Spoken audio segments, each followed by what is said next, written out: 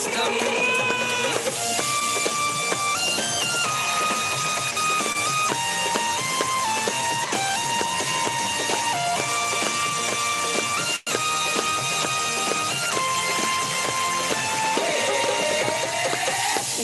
को जज्बातों को दिल में है पाले। थैंक यू वेरी मच, बहुत बहुत शुक्रिया दोस्तों। सभी को नमस्कार, आदाब, सत श्री अकाल, जय हिंद, जय भारत, जय श्री कृष्ण।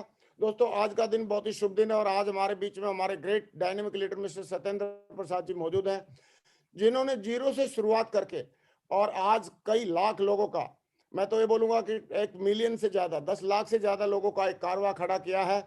और आज इनकी टीम में एक से एक दमदार लीडर है, एक से एक दमदार लीडरशिप है। और दोस्तों इन्होंने कैसे जीरो से शुरुआत करके और हीरो तक का सफर तय किया, लग्जरी गाड़ी तक का सफर तय किया, बढ़िया लग्जरी हाउस तक का सफर तय किया, और कैसे एक बहुत बड़ी लीडरशिप और बहुत बड़ी ऑर्गेनाइजेशन और बहुत बड़ी एक संगठन बनाया, सारी बातें आज हम सत्येंद्र प्रसाद जी के माध्यम से सीखने वाले हैं।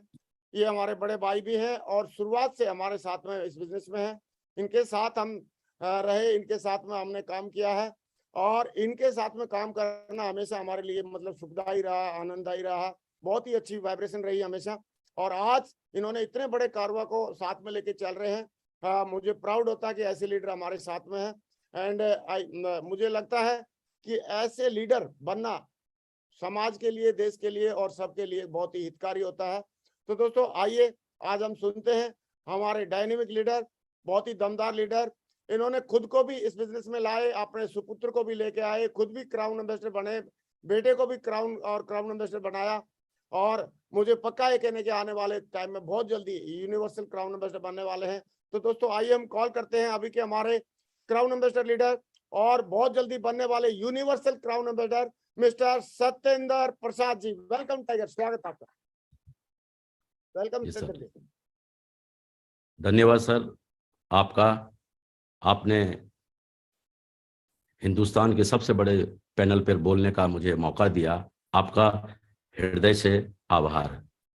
Welcome sir. और मैं अपने सारे बहनों एवं भाइयों एवं दोस्तों को नमस्कार करना चाहूँगा जो इस पैनल पर आज मुझे सुन रहे हैं। और विशेष मैं धन्यवाद देना चाहूँगा अंकुर गिरेवाल जी का, PR चौधरी जी का और विश्वास दादाजी का, जिन्होंने इस पैनल पर सहयोग करके हिंदुस्तान के लाखों एसोसिएट को एजुकेशन दिलाने में सहयोग किया। आने वाले समय में पूरा हिंदुस्तान इनको हमेशा याद रखेगा। धन्यवाद। मैं शेयर करूं सर? हाँ प्लीज शेयर करें।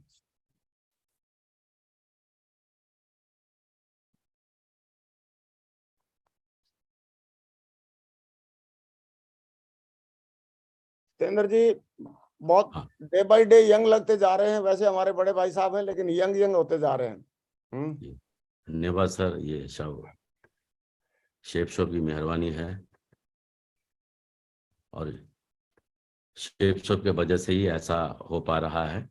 बहुत बढ़िया, स्मार्ट लग रहे हैं। और पहले चश्मा लगाते थे, अभी चश्मा भी नहीं लगा रहे हैं। क्या बात है, कुछ ना कुछ तगड़ा राज है। वेलकम जी सर, बिल्कुल बिल्कुल सर, वेलकम। आप सभी लोगों को स्वागत है, आप सभी लोगों का इस पैनल पर। हाँ, और जैसे सर ने बताया, स्लाइड आपकी दिखी है जीरो से स्टार्ट कर सकते हैं। Very good, wonderful sir. बिल्कुल, सर ने मुझे टास्क दिया है कि आप इन शब्दों पे बात करेंगे, इन विषय पर बात करेंगे, तो हम आपके सामने हाजिर हैं। जीरो से लाखों की टीम बनाने और ओडी कार तक पहुंचने का महामंत्र दिया है सर ने। मेरा नाम सत्येंद्र प्रसाद है और मेरा डेट ऑफ बर्थ 2 मई 1964 का है। Birth place Mokama, village Aunta, Patna, Bihar का रहने वाला हूं मैं। एजुकेशन 10th पास किया, मैट्रिक बिहार बोर्ड से।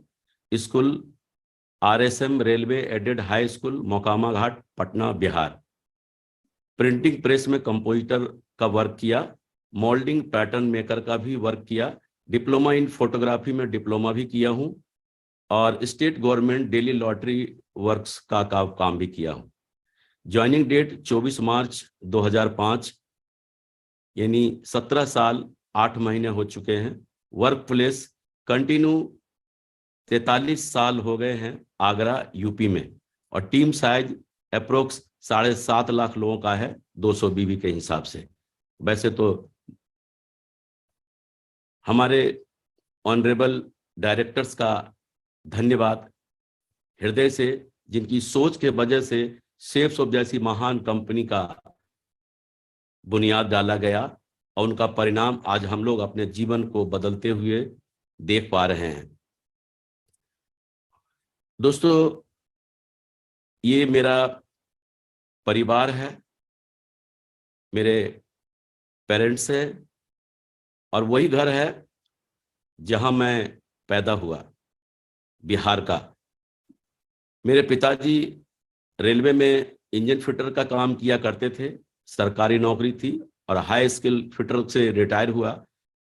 लेकिन परिवार बहुत बड़ा होने के वजह से ज्यादा कुछ ऐसा था नहीं, घर का खर्चा भी बहुत मुश्किल से चल पाता था, कमाने वाले एक ही थे। और वहीं बिहार में ही मैं पला बढ़ा,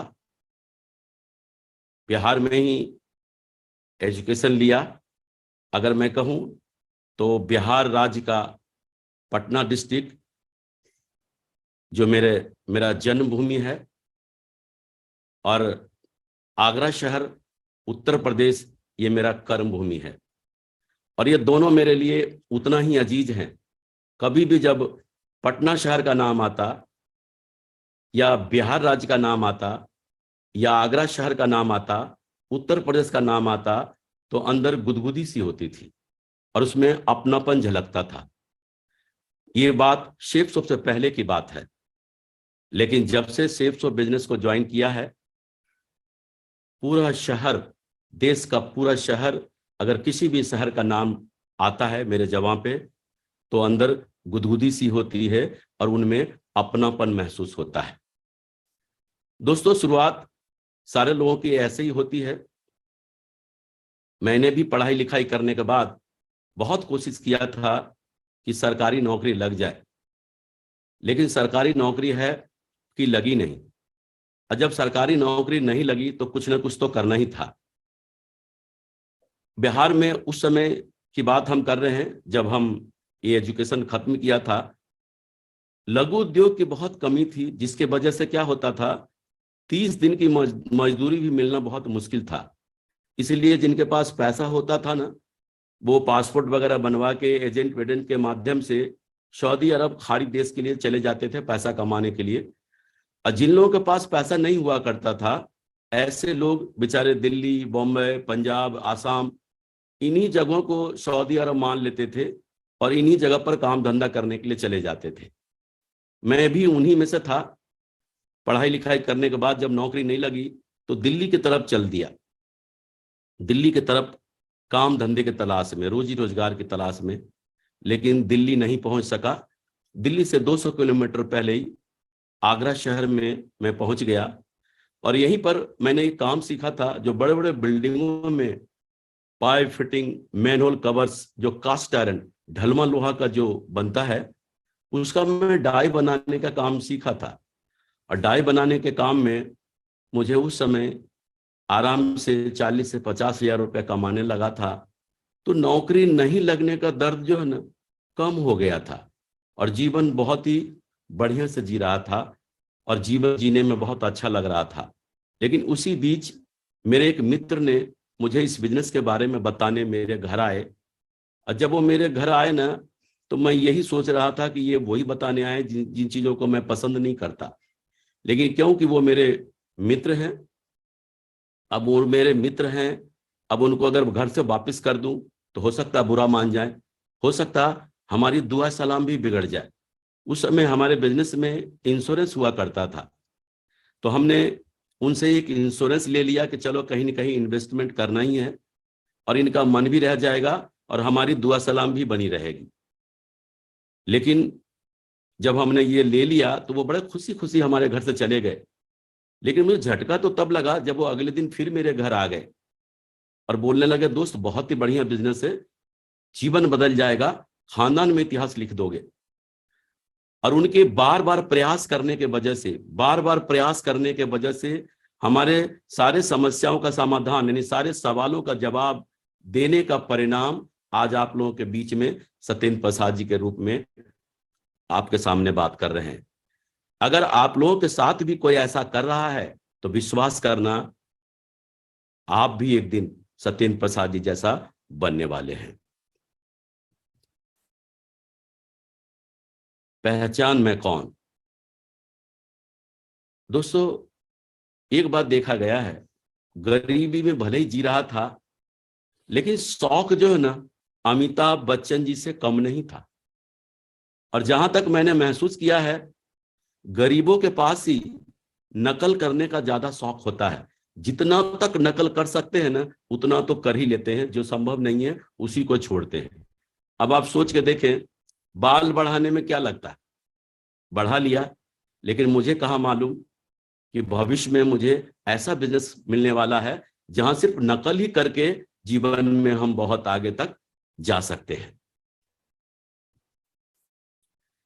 जब मेरी शादी हुई थी और मैंने पत्नी को अपने बिहार से आगरा लेकर आया था, तो उनको ताजमहल घुमाने ले गया था। और ताजमहल के प्रांगण में हम पति पत्नी प्रेम का इजहार कर रहे हैं।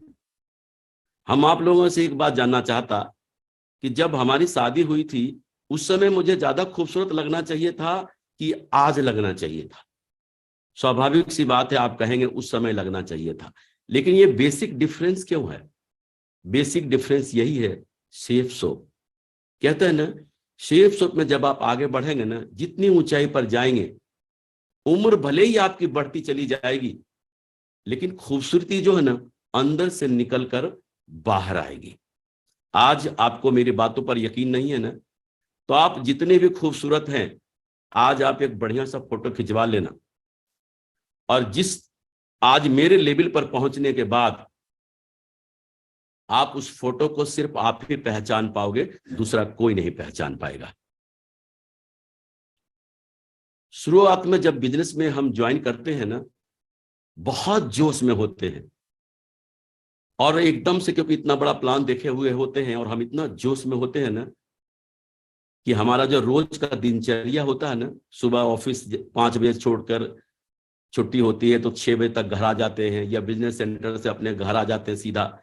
लेकिन जब हम इस बिजनेस को ज्वाइन करते हैं ना, तो हमारे सारे दिनचर्या बिगड़ जाते हैं। जो हम शाम को 6 बजे घर आते थे, अब 8 बजे आने लगे, 9 बजे आने लगे, 10 बजे आने लगे, 10:30 बजे आने लगे, 11 बजे आने लगे, 12 बजे आने लगे। यही होता है, हमारे साथ भी ऐसा ही हो रहा था कि जब मैं इस काम को शुरुआत किया, इतना जोश में था कि रात के 10:30, 11, 12, 12:30 तक बज रहे थे। एक दिन की बात है, घर में बड़ा दिक्कत होने लगी। एकदम से मैडम सामने आ गई और बोला, देखो जी, भगवान ने बहुत दिया हमको, कोई भी फालतू फालतू काम करने की जरूरत नहीं है। सोनू को पापा को देखो, 10,000 कमाते हैं। मोनू को पापा को देखो, मोहल्ले के जितने पापा है ना, सबकी सैलरी बता दिया उन्होंने, और ये बताया कि आप तो उनसे बढ़िया कमाते हो। आज देखो, भगवान ने हमको बहुत दिया है, मैं बहुत खुश हूं, कुछ और करने की जरूरत नहीं है। तो मुझे लगा कि शायद मैं घर देर से आता हूं ना, तो इनको प्रॉब्लम हो रही है। मैंने कुछ दूसरा रास्ता ढूंढा, और दूसरा रास्ता क्या, शहर में ही मेरा 3 मंजिल का मकान है। मैंने बीच वाले मंजिल को सोफा वोफा लगा के ऑफिस बना दिया, और फिर क्या किया, वहीं पर लोगों को बुलाना शुरू कर दिया। वहीं पर प्लान हो रहे हैं, वहीं पर फॉलोअप हो रहे हैं, वहीं पर FIM हो रहे हैं। और फिर क्या था, रात के 10:30 बज रहे हैं, 11 बज रहे हैं, 12 बज रहे हैं, 12:30 बज रहे हैं, और ऐसा ही होने लगा। 20 दिन गुजरे ही थे, एक दिन फिर मैडम सामने आ गई और बोला, देखो जी, पहले तो ऐसा भी था कि आप आओगे, दरवाजे पे घंटी बजाओगे और मैं दरवाजा खोलूंगी, लेकिन आप तो, हम दोनों घर में ही रहते हैं, आप बीच वाले मंजिल पे रहते हैं और मैं ऊपर वाले मंजिल पे रहती हूँ, लेकिन रात के 12 बजते हैं, ये बिजनेस हमको बिल्कुल पसंद नहीं है। तब मुझे समझ में आया कि दरअसल मुझे शाम को लेट से, रात को लेट से आने में इनको कोई प्रॉब्लम नहीं थी, दरअसल इनको इस बिजनेस से ही प्रॉब्लम थी। पता नहीं, जिस पत्नी को मैं बेइंतहा प्यार करता हूं, उस समय पता नहीं क्यों ऐसा बोला, और मैंने बोला खबरदार, दो बातें हैं, या तो आप मेरा साथ दो या फिर मेरे रास्ते से हट जाओ। ये जो मेरे दो बच्चे हैं ना, इनको पढ़ाना लिखाना, इनका कैरियर बनाना, ये मेरी जिम्मेदारी है। पता नहीं क्या हुआ, मैडम ने रात भर सोचा, फिर चाहे जैसे भी हो, उन्होंने बोला ठीक है, मैं आपका साथ दूंगी। और फिर मैं दमदारी के साथ काम करने लगा, और काम करने के बाद जो है ना, मैं सिल्वर बन गया। उस समय सिल्वर बनना बहुत बड़ी बात थी, और डायरेक्ट सिल्वर का ही लेवल होता था। मेरे अपलाइन ने बोला कि सत्येंद्र प्रसाद जी, एक बहुत बड़ा फंक्शन होने वाला है और आपको वहां पर पूरे परिवार के साथ आना है और आपको सम्मानित किया जाएगा। मैं बड़ा खुश हुआ, मैडम को बोला कि आपको भी चलना है, हमारा सम्मान होगा। तो मैडम के अंदर ज्यादा बिलीव विश्वास था नहीं, उन्होंने तो जैसे भी हो मान लिया था। तो कहते ना, जब बिलीव विश्वास नहीं हो तो मैडम चल तो रही थी, लेकिन सजना क्या सवरना क्या, जैसे थी ना वैसे ही चल दिया। और मेरे लिए ये सबसे बड़ी बात थी कि वो जा रही हैं। जब वहां पर गया, बहुत बढ़िया सम्मान हुआ। हम पति पत्नी दोनों ने एक दूसरे के गले में माला भी डाला, मैडम ने पैर छूकर आशीर्वाद भी लिया। उस समय तक जीवन में उससे बड़ी कोई खुशी नहीं थी। और आगरा का सूर सदन ऑडिटोरियम था, जहां हजारों लोग पहले से मौजूद थे।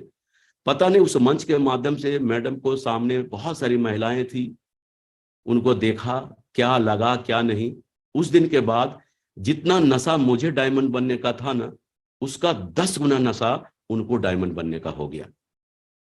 उस समय मुझे इस बात का अफसोस हुआ कि मैंने पहले कभी क्यों नहीं इनको फंक्शन में लेके आया। अगर मैं पहले फंक्शन में लेके आता तो शायद आज मैं पर्ल का रिकॉग्निशन ले रहा होता। तो लोग यही गलती करते हैं, अपने परिवार को इस बिजनेस में इन्वॉल्व नहीं करते हैं। ये मेरी दूसरी दिशा ट्रेनिंग है। जब मैं इस बिजनेस में जुड़ा था ना, उसी समय मुझे एक मौका मिला था दिशा ट्रेनिंग लेने का, और मेरे अपलाइन ने बोला कि आपको दिशा ट्रेनिंग में चलना है। 15,000 रुपए का मैंने इंश्योरेंस लिया था 15 साल के लिए। मैंने बोला 15,000 तो अभी अभी दिया है, मैंने मन में सोचा। और अभी फिर कह रहे हैं कि नागपुर जाने के लिए, वहां पर जाना आना, वहां का रहना खाना पीना सारा खर्चा होगा। मैंने बहाना कर दिया, और बहाना करके किसी तरह मैं गया नहीं। लेकिन जब लोग वहां से आते थे ना, तो वहां के प्रोग्राम के बारे में बोलते थे, क्या प्रोग्राम होता वहां पर, जीवन समझ में आता है। और सही मायने में जीवन क्या है ना, वो वहां पे समझ में आता। इतनी तारीफ सुनता था कि अगले बार जब प्रोग्राम हुआ दिशा वर्कशॉप, तो मुझे जाने का मौका मिला, अकेले जाने का मौका मिला। और जब वहां पर जाकर गया, तब समझ में आया कि मैंने कितनी बड़ी गलती किया था, वो बहाना बनाकर, और अपने आप को मैं कितना पीछे धकेल दिया। शायद मैं उस समय गया होता दिशा वर्कशॉप लेने, तो आज का पोजीशन कुछ और होता। लेकिन 1 साल लेट हो गया, और जीवन समझ में आया। और ये समझ में आया कि आप जैसा सोचते हैं, जैसा बोलते हैं, जैसा महसूस करते हैं, अगर आपको उस पर यकीन है तो वो आपके जीवन में हो जाएगा। और ये मेरी दूसरी दिशा ट्रेनिंग है, जो माननीय श्रीमान नरसिंह गिरवाल साहब जी से लेने का मुझे मौका मिला। और मैं सबसे कीमती कपड़ा पहन के गया था, 35 रुपए मीटर वाला कपड़ा पहन के गया था। 2.25 मीटर में मेरा पूरा कपड़ा बना था। आज के युवा को तो पता भी नहीं होगा कि 2.25 मीटर क्या होता है, और 1.5 मीटर में हाफ शर्ट बनते थे। और आज आप लोग जितने भी लोग यहाँ बैठे हैं, मुझे पता है कि मेरे से बढ़िया कपड़ा पहन के बैठे होंगे। तो ये बिलीव, विश्वास और यकीन एकदम जीवन सही मायने में दिशा ट्रेनिंग में जाने के बाद ही मुझे समझ में आया। उसके बाद मैं गोल्ड बना, और हमारे ये आदर्श मेंटर जिनके साथ मैं हूं, और पर्ल बना। और देखें, मैं टोपाज बना। आप सिर्फ ये जानना चाहते हैं कि मैंने इस सेफ सोप बिजनेस को क्यों किया और कैसे किया, इसको करने से मेरे जीवन में क्या क्या परिवर्तन हुआ। जब मैं टोपाज बना, तो देखें, मेरी 1 साल की इनकम है, टीडीएस सर्टिफिकेट 2009 और 10 का। अप्रैल 2009 में मैंने 8,210 रुपए कमाए थे। मई 2009 में 5,070 रुपए कमाए थे। जून 2009 में 22,490 रुपए कमाए थे। जुलाई 2009 में 31,420 रुपए कमाए थे। अगस्त 2009 में 38,840 रुपए कमाए थे। सितंबर 2009 में 54,120 रुपए कमाए थे। अक्टूबर 2009 में 48,260 रुपए कमाए थे। नवंबर 2009 में 50,910 रुपए कमाए थे। दिसंबर 2009 में 61,120 रुपए कमाए थे। और जनवरी 2010 में 74,120 रुपए कमाए थे। और फरवरी 2010 में 1,23,030 रुपए कमाए थे। हमने एक साल में अपनी इनकम को 1.25 लाख रुपए महीने पर पहुंचा दिया था। और इसकी वजह क्या थी, जो हम जिक्र करते हैं आगे। दरअसल होता क्या है, इस बिजनेस में जब हम ज्वाइन करते हैं ना, तो हमारे खास खास जो लोग होते हैं ना, सगे संबंधी, नाते, रिश्तेदार, यार दोस्त, हम उन्हीं को ये प्लान बताने की सोचते हैं कि चलो यार, हम कल को आगे लखपति तो हैं ही, करोड़पति आगे बन ही जाएंगे। और जब हम करोड़ों में कमा रहे होंगे तो हमारे जो अजीज है ना, ये पीछे ना रह जाएं, तो हम इनको जाकर बताने के लिए जाते हैं। ऐसे ही मेरे एक अधिकारी मित्र, जो मेरे लंगोटिया यार हुआ करते थे, अपने अधिकारी मित्र को मैंने बताने गया। और जब अधिकारी मित्र को बताया ना ये प्लान, बहुत ही बढ़िया और दमदारी से बताया, उस व्यक्ति ने जानते हैं मेरे से क्या कहा? बोला, सत्येंद्र, तेरे को अपनी परवाह नहीं है तो कम से कम मेरा तो ख्याल किया होता। मैं अपने किसी दोस्तों से तेरे को मिलवाऊं तो क्या बोलकर मिलवाऊं कि ये मेरा मित्र कैसा वैसा काम करता है। मुझे उस दिन बहुत बुरा लगा, इतना बुरा कि मैं इतना गिरा हुआ काम करता हूं कि इसको अपने दोस्तों से भी मिलवाने में भी शर्मिंदगी महसूस हो रही है। और जानते हैं, उस दिन मैंने दिलो दिमाग में एक बात ठान के आया था कि मेरे मित्र, तुझे इस अधिकारी की नौकरी पे इतना गरूर है ना, अगर मैं तेरे इस गरूर को तोड़ नहीं दिया तो असल बाप की औलाद नहीं। और उस दिन के बाद हमने सारा दिमाग सेट हो गया। असल बाप की औलाद नहीं का मतलब होता है, अगर हम ये नहीं किया तो मेरी मां को गाली पड़ता ना। अब आप बताएं, मैं टेढ़ा मेढ़ा चल सकता? एकदम हर अपलाइन के सामने जी सर, यस सर, हर अपलाइन के सामने मैं यही उम्मीद लेकर रहता था कि कोई भी अपलाइन कोई ऐसा मंत्र मुझे बता दे जिससे मैं जल्दी डायमंड बन जाऊं। कहते हैं ना, दुनिया में गुस्से में लोग दुनिया के कठिन से कठिन कार्य गुस्से में करते हैं। गुस्से में ही लोग अपने ऊपर मिट्टी का तेल छिड़कते हैं और खुद ही माचिस लगा देते हैं। लेकिन 95% लोग जो है ना, गुस्से में अपने गुस्से को रॉन्ग डिसीजन, रॉन्ग डायरेक्शन देते हैं। और दुनिया में 5% लोग हैं जिनको गुस्सा आता है लेकिन अपने गुस्से को सक्सेस की तरफ मोड़ देते हैं। और उसका परिणाम यही है। कभी भी उस अधिकारी, मुझे नेगेटिविटी मन में आता था ना, तो उस अधिकारी का फोटो निकाल कर देखता था और बोलता था, बेटा तेरे को तो जरूर बताऊंगा। और मेरे जीवन में अगर सबसे ज्यादा डायमंड बनने के लिए मुझे कोई मोटिवेट किया तो वो अधिकारी। और उस गुस्से का परिणाम आप जो ये देख रहे हैं ना, ये चेक है। और यही चेक के वजह से मेरी इनकम जो हुई, उससे मैंने एक i10 कार खरीदा अपने परिवार के लिए 14 अप्रैल 2010 को। और मैंने जो है पास के ही शहर, करौली शहर है राजस्थान में, वहां पर माता का मंदिर है जहां पर मैं पूजन कराने गया था। और हम पूरे परिवार के साथ हैं और राकेश जी भी मेरे साथ हैं। जब मैं इस स्लाइड को बना रहा था तो मेरी पत्नी ने एक बात बोला कि ये जो साड़ी आप मेरे देख रहे हैं ना, ये 1500 रुपये की है। और जो पहले स्लाइड वाली साड़ी देखा ना, वो 150 रुपये की है। 150 की साड़ी में भी वो खुश नजर आ रही है। आज हम 15,000 की भी साड़ी दे दें तो भी मुंह यूं कर लेती है। क्यों? कि 1,500 की साड़ी तक पहना है इन्होंने। 150 रुपए की साड़ी में भी उतना ही खुश नजर आ रही हैं और 1500 की साड़ी में भी उतना ही खुश नजर आ रही हैं। और 1500 15,000 की साड़ी में भी उतना ही खुश नजर आती है, और 1.5 लाख की भी साड़ी में भी उतना ही खुश नजर आई। इसका मतलब है कि जब आपकी सोच बड़ी हो जाएगी ना, तो चीजें छोटी लगने लगेगी। और देखें, ये वही मित्र, अधिकारी मित्र मिस्टर अविनाश कुमार जी, जो रेलवे में स्टेशन मास्टर हुआ करते थे। मैं ये बताने की कोशिश कर रहा आपको, जब कोई आपको ना कहता है ना, तो आपको लगता है कि वो जीवन भर के लिए ना कह दिया। नो, नो का मतलब ये नहीं होता। नो अगर कोई कह रहा है ना, तो आपको खुल्लम खुल्ला चैलेंज कर रहा है, तू करके दिखा, पीछे से मैं आता हूं। क्योंकि ये बिजनेस जो है ना, पतली चमड़ी वाले लोगों का बिजनेस है, जिनको लोगों की बातें चुभती हो। मोटी चमड़ी वाले का नहीं, कि सूजा भी घुसेड़ दो तो भी कुछ नहीं होने वाला है। और आज देखो परिणाम।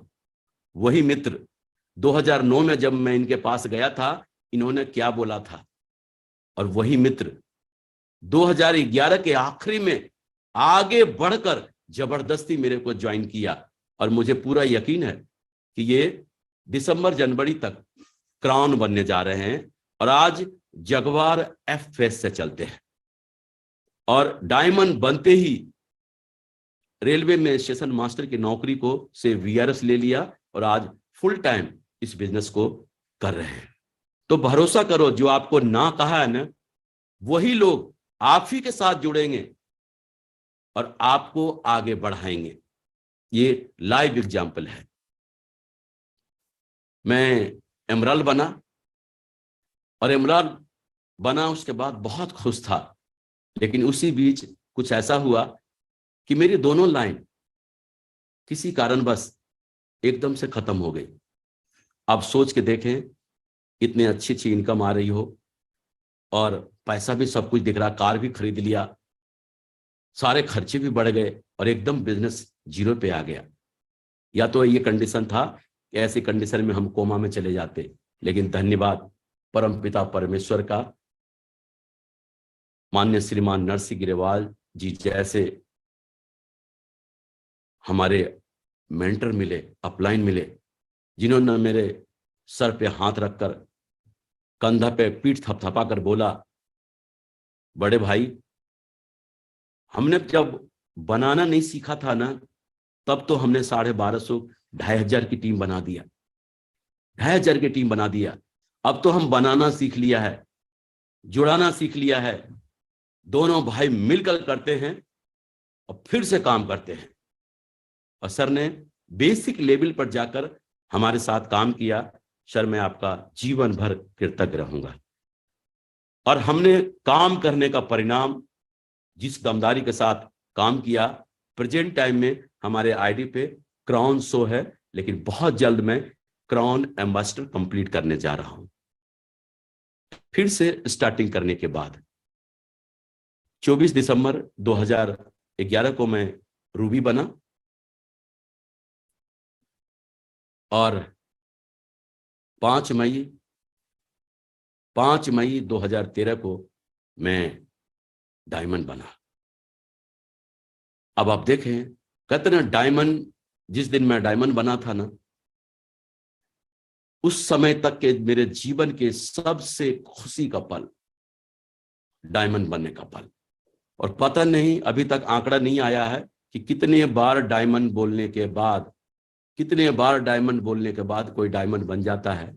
ये आंकड़ा तो नहीं आया, लेकिन ये बात तय है कि जो लोग सिस्टमेटिक तरीके से काम कर रहे हो, और जो सबसे ज्यादा बार डायमंड बोलते हैं ना, वही डायमंड बनते हैं। और मैंने एक बात अनुभव किया है, डायमंड बनना और डायमंड को बनते हुए देखना, दोनों का नशा बराबर होता है। एक डायमंड बन रहा है ये सोचकर पागल होता है, और एक डायमंड को बनते हुए देखकर पागल होता है। दोनों पागल होता है। और मैंने देखा है, लोग जो है ना, अपने ग्रो लाइन को लेके आते हैं डायमंड सेलिब्रेशन दिखाने, अपने घर परिवार वालों को नहीं लेके आते हैं। परिणाम क्या होता है ना, क्योंकि उनको क्या लगता है, घर वाले क्या हमको ज्वाइनिंग देंगे क्या, घर वाले क्या हम घर वाले से क्या हमको पैसा आएगा क्या। लेकिन एक बात है, घर वाले से पैसा नहीं आएगा, लेकिन आपको डायमंड बनने से जरूर रोक लेंगे, क्योंकि सारा वायरस जो है ना घर में ही होता है।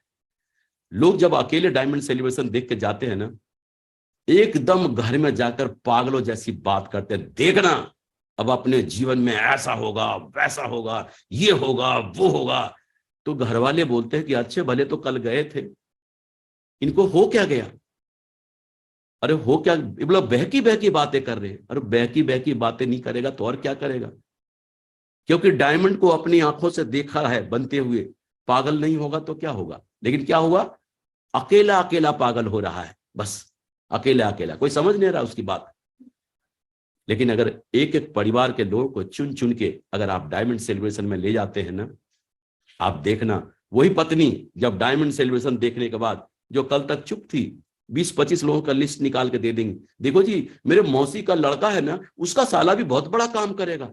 मम्मी जी मम्मी पापा जी का भी लिस्ट निकल जाएगा, भैया भाभी का निकल जाएगा, अंकल आंटी का निकल जाएगा, और पूरा घर पागल। किस लिए, डायमंड बनने के लिए। और जब किसी के घर में पूरा घर डायमंड बनने के लिए पागल हो जाए, तो बताओ डायमंडों की बौछार नहीं होगी उस घर में।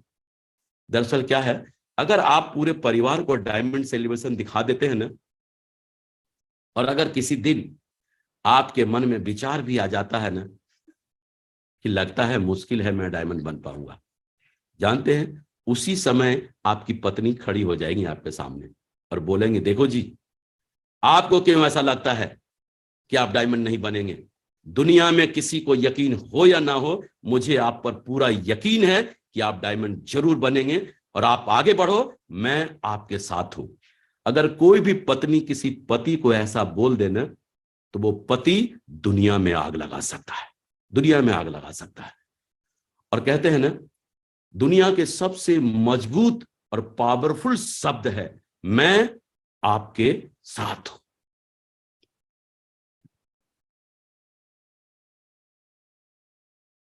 ये देखिए जी, जब बिहार में जब मेरी शादी हुई थी, और बिहार में शादी जानते हैं सरकारी नौकरी वाले लोगों की ही लगती है। बगैर सरकारी नौकरी वाले बेचारे भाई साहब को तो निपटा दिया जाता है। हम भी उन्हीं में से थे। हमारी जब शादी हुई थी ना, तो मेरी माँ ने बोला था कि मेरा बेटा पालकी में जाएगा, तो मुझे पालकी में ले गया था ससुराल बारात में।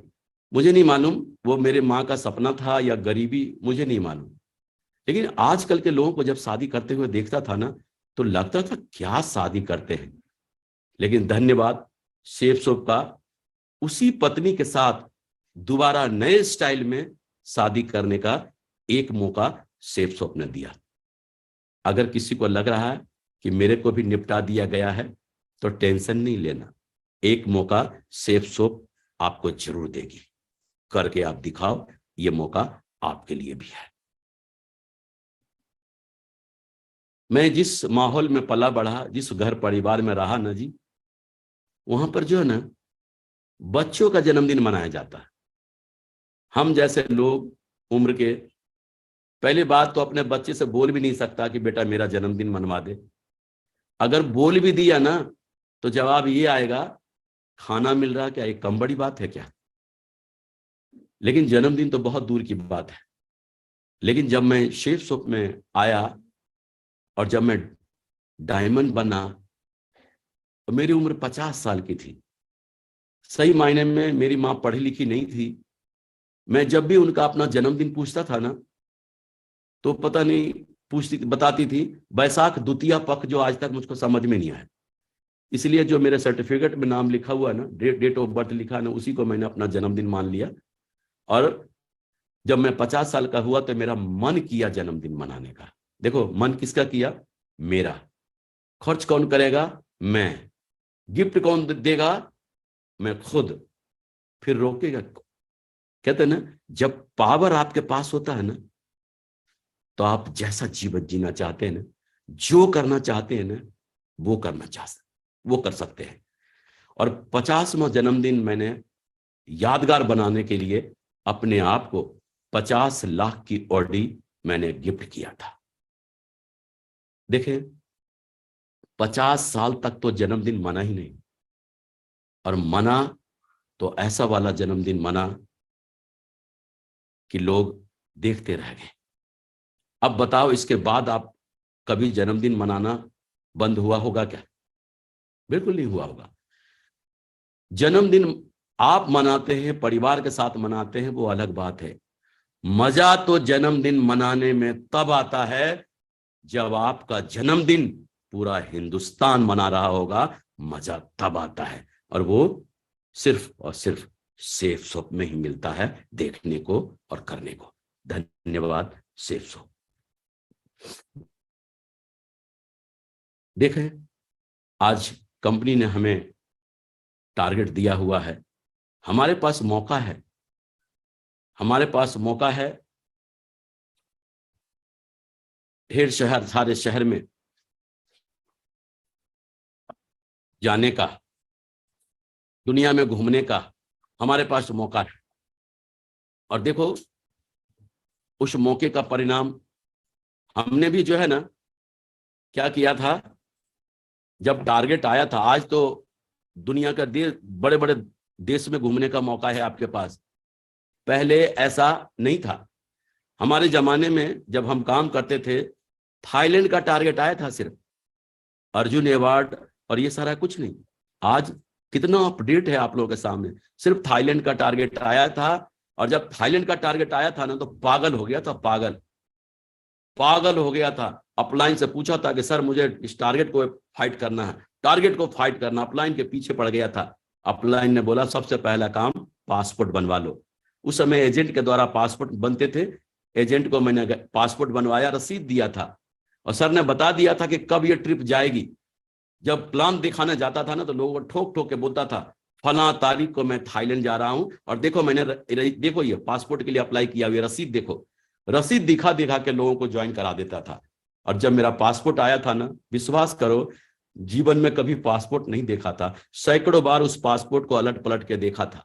और जब अलट पलट के देखने के बाद और फिर फील्ड में जाता था ना, तो लोगों को और दमदारी के साथ प्लान दिखाना शुरू कर दिया, और बताता था देखो जी फला तारीख को मैं थाईलैंड जा रहा हूं, ये देखो मेरा पासपोर्ट।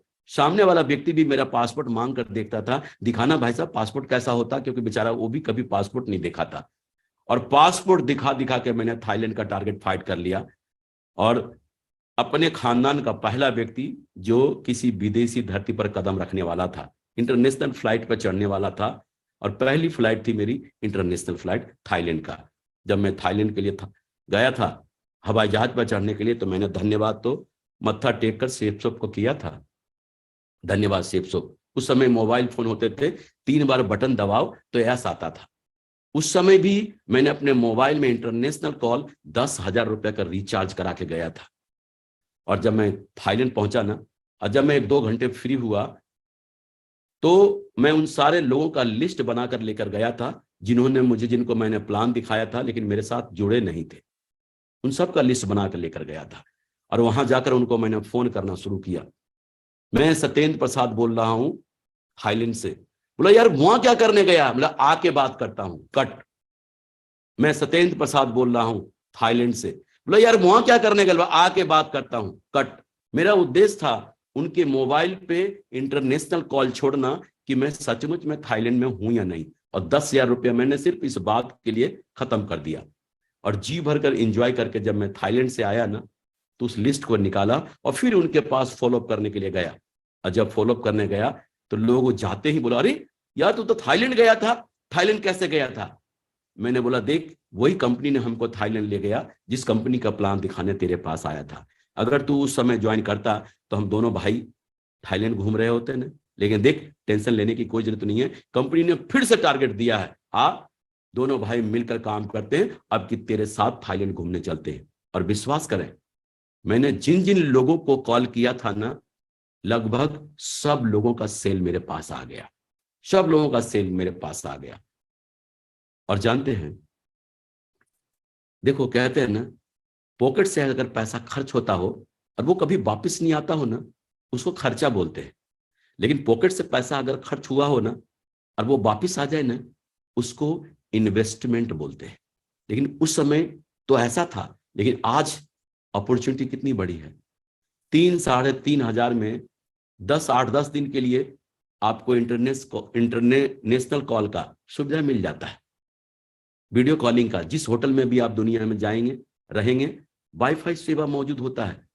वहां जाकर, अगर दुबई में जाकर, दुबई से आप जाकर यूरोप में जाकर आप किसी को कॉल करते हैं, यूरोप में जाकर किसी को कॉल करते हैं, वीडियो कॉलिंग करते हैं, अगर 100 लोगों को वीडियो कॉलिंग करते हैं तो आप बताएं 100 लोगों में 50 लोग इस बिजनेस में आएंगे कि नहीं। आपके पास इस शानदार मौका है ज्यादा से ज्यादा लोगों को इस बिजनेस में ज्वाइन कराने का और अपने सपनों को सच करने का, साकार करने का। और ये देखें, इससे पहले मैंने एक ही देश की यात्रा किया, पैदल पैदल, जहां पर बॉर्डर पार कर लेते हैं, उस देश का नाम है नेपाल। लेकिन इस बिजनेस में आने के बाद थाईलैंड जैसे देश, Nepal, Singapore, Malaysia, Hong Kong, Macau, चेक Republic, Slovakia, Finland, Hungary, Austria, Barcelona, Russia जैसे देशों का सफर, टूर करने का मुझे मौका मिला। अभी ढेर सारे अभी भी टारगेट मेरे पास हैं, जो कि स्विट्जरलैंड, लंदन, यूएसए, किन्हीं कारणों बस, कोरोना के कारणों के बस नहीं जाना हो सका। लेकिन पूरा यकीन है शेफ शॉप में मुझे कि शेफ शॉप के माध्यम से पूरा हिंदुस्तान घूमने का मौका मुझे मिलेगा और मैं पूरे हिंदुस्तान को घूमूंगा। और देखें, मकाऊ में अपने पूरे टीम और अपने मेंटर के साथ घूमने का मौका मिला, हांगकांग घूमने का मौका मिला, सिंगापुर जाने का मौका मिला अपने मेंटर के साथ में, मलेशिया जाने का मौका मिला, स्टार क्रूज पे सिंगापुर से मलेशिया जाने का भी मौका मिला इस बिजनेस के माध्यम से, पशुपतिनाथ का मंदिर का दर्शन करने का भी मौका मिला। यूरोप में जाकर महसूस हुआ कि माइनस टेम्परेचर में लोग कैसे जीते हैं और कैसे रहते हैं। ये अंग्रेज जो इतने गोरे गोरे दिखते हैं, उनके गाल एकदम लाल लाल दिखते हैं, जब माइनस टेम्परेचर में रात दिन आदमी रहेगा तो वो ऐसा नहीं, गोरा नहीं होगा तो कैसा होगा। हम लोग भी रहकर देखा, पता चला कि ये सब एकदम ऐसे हो गए थे। वो तो जाने के बाद ही पता चलता है जो वहां जाते हैं। इसलिए टारगेट जीतना क्यों जरूरी है, ये अनुभव वहीं जाकर मिलेंगे, यहां नहीं। रसिया जाने का मौका मिला पूरे परिवार के साथ, अजय जी के साथ, ये मेरा पूरा परिवार है। और रसिया दुनिया का ऐसा देश है जहां आधे शहर, आधे देश में दिन और आधे देश में रात होते हैं। मिडनाइट कंट्री कहा जाता है इनको। अजीब सा दुनिया, एकदम रात के डिनर लेने जा रहे हैं 11 बजे, तो अभी शाम ही है, अभी सूरज डूबे नहीं है। अजीब अजीब सा लग रहा था वहां तो जाने के बाद ऐसा लग रहा था कि यहाँ सेफ शॉप का बिजनेस बहुत दमदारी से चलेगा, क्योंकि रात होते ही नहीं। यहाँ घड़ी देखकर लोग दुकान खोलते हैं, घड़ी देखकर मार्केट खोलते हैं, घड़ी देखकर सारा काम करते हैं। नेक्स्ट जनरेशन प्लान, आप लोगों को जब प्लान दिखाया जाता है तो उसमें बताया जाता है जनरेशन टू जनरेशन प्लान है, पीढ़ी दर पीढ़ी का। अगर विश्वास और बिलीव और यकीन की बात करें तो राकेश जी मेरे इकलौते बेटे हैं। अगर मैं चाहता तो इनका कहीं न कहीं सरकारी जॉब लगवा सकता था। एमएससी एग्रीकल्चर कंप्लीट किया था इन्होंने, लेकिन मैंने एज ए कैरियर क्यों दिया इनको, और उसका परिणाम आप लोगों के सामने है। आज राकेश जी भी आईडी पे क्राउन है और बहुत जल्द क्राउन मास्टर कंप्लीट करने जा रहे हैं। ये विश्वास, और देखें विश्वास की बात करते हैं तो राकेश जी की जब शादी नहीं हुई थी ना, तब भी मैं ये बात कहता था इस कंपनी के विश्वास और बिलीव और यकीन के बारे में कि मेरा बेटा तो छोड़ो, मेरा पोता भी एक दिन डायमंड बनेगा। और देखो, पोता के रूप में 5 साल का कुणाल प्रसाद जी आपके सामने हैं। आप सोच के देखो, मैंने तो गरीबी भी देखा है, गरीबी में भी जिया है। राकेश जी को थोड़ा बहुत मिला, लेकिन ये तो रईस से रईस लग्जरी हॉस्पिटल में पैदा हुआ, लग्जरी गाड़ी से घर आया, शानदार बंगले में रहा। मैंने तो अनुभव किया है, सेफ शॉप से पहले मैंने जितने कपड़े पहने हैं ना, उससे ज्यादा कपड़ा पहनकर इसने तो अलग कर दिया, इससे ज्यादा कपड़े पहनकर अलग कर दिया। बिलीव, विश्वास की बात करें तो आज मेरी जो बिटिया है एक, जिनकी शादी भी मैंने सेफ शॉप में ही किया है। हमारे दामाद जी जो हैं वो रूबी लेवल पर हैं, और हमारे समधी साहब हैं जो बिजनेस लेवल पर हैं। मैं चाहता तो मैं बड़े अधिकारी के साथ इनकी शादी कर सकता था, मैं चाहता तो किसी बिजनेसमैन के साथ इनकी शादी कर सकता था, लेकिन सेफ शॉप ही क्यों? क्योंकि मुझे पता है आने वाले समय में इस बिजनेस में किस तरह का जीवन मिलने वाला है। ये सोचकर और ये बिलीव और विश्वास करके मैंने सेफ शॉप में शादी किया। इससे बड़ा विश्वास और बिलीव कहीं नहीं हो सकता किसी के लिए भी। ये मेरा पुराना घर है 3 मंजिल का, जिसके बारे में मैंने अभी जिक्र किया, और माननीय श्रीमान राजीव चतुर्वेदी साहब जी और माननीय श्रीमान नरसिंह गिरेवाल साहब जी अपनी बिटिया के साथ जब हम टोपा लेवल पे था हमारे घर पधारे और आशीर्वाद दिया। सर का कोटि कोटि धन्यवाद।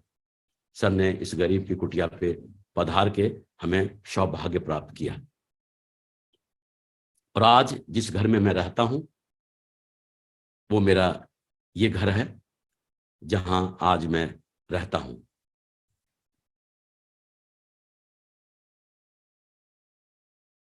ये देखें,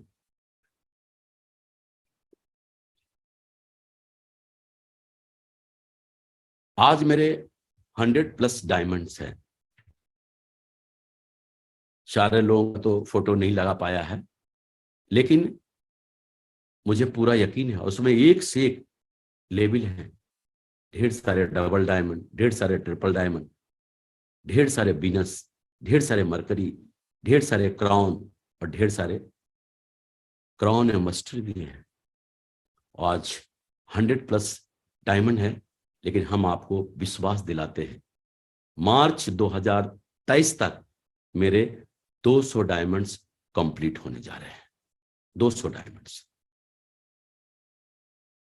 ये मेरा हंसता खेलता खुशहाल परिवार है जिनके साथ जीवन बहुत बढ़िया जी रहा हूं।